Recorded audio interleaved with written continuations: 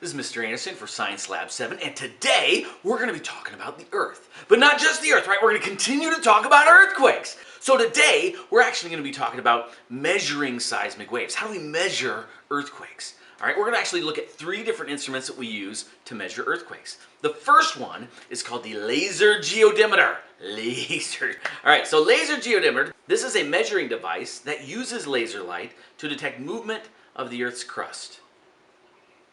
A measuring device that uses laser light to detect movement of the Earth's crust. So you have a laser set up on one side of the fault, and you have a reflector on the other side of the fault. And the laser shoots the laser over, hits the reflector, it bounces back, and by looking at how much time it takes to do that, we can very accurately measure really long distances like that and see if that reflector has moved or not.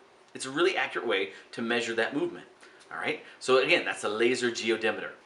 All right, so the second instrument that we're going to talk about that we use to measure seismic waves is something called a creep meter.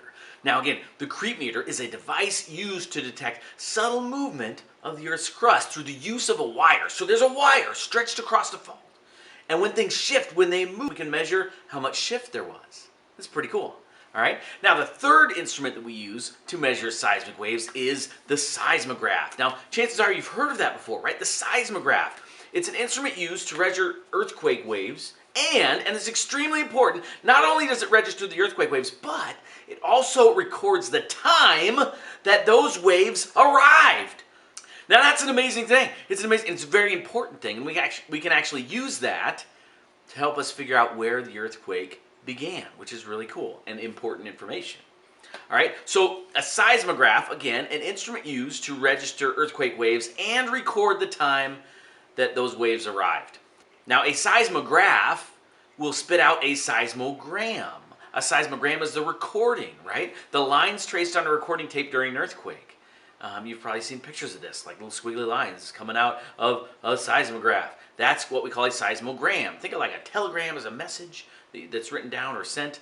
A seismogram is a written down message that recorded the earthquake, right? Now, the higher the lines on that seismogram, the stronger the earthquake. And then sort of connected to that, right, another seismo word, we had seismograph, that's the instrument. We had seismogram, that's the recording. And then seismologist. What's a seismologist?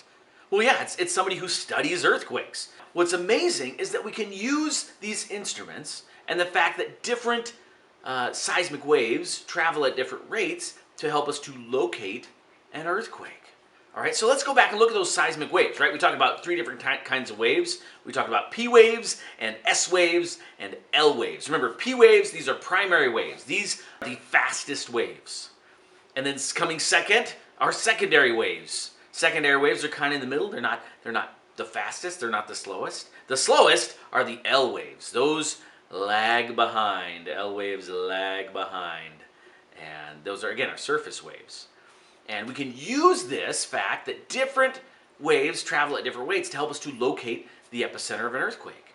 Think about if there was a race, all right? You're at the track, and let's say P waves and S waves and L waves are all lined up at the track. They're at their starting gates, right? And then, boom, there's an earthquake, and all these 3 waves are released at the same time. But remember, P waves are traveling fastest, so they're going to be going really, really fast. And so they kind of space themselves out farther, right? And then S waves coming in second. They're moving sort of fast, but not really fast. And then L waves lagging behind. Now, if you were looking at a place that was right next to the earthquake, it would look like all of those 3 waves were really close together, really, really close, like almost on top of each other. But the further away you got from that earthquake, if we went to a city that was 20 miles away, then there's going to be a bigger gap. It's like you watched that race for a longer amount of time. There'd be a bigger gap in between those racers, right? If you went to a town that was 100 miles away, there'd be an even bigger gap, right? So knowing this, we can figure out where the earthquake started. And we use a system that we call triangulation. Right? We need 3 points of information in order to locate the epicenter of an earthquake.